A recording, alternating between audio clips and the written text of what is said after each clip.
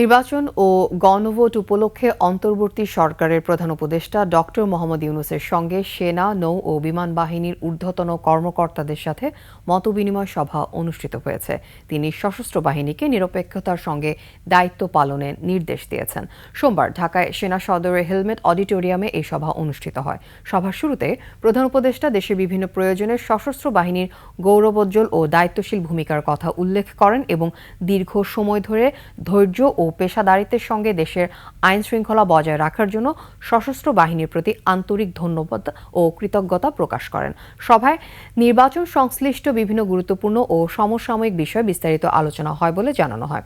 এ সময় আসন্ন নির্বাচনকে সকলের জন্য অংশগ্রহণমূলক, শঙ্কামুক্ত ও সুষ্ঠুভাবে সম্পন্ন করতে সশস্ত্র বাহিনীকে পেশাদারিত্ব, নিরপেক্ষতা এবং আন্তঃপ্রাতিষ্ঠানিক সমন্বয়ের মাধ্যমে দায়িত্ব পালনের বিষয়ে প্রধান উপদেষ্টা দিক নির্দেশনা দেন।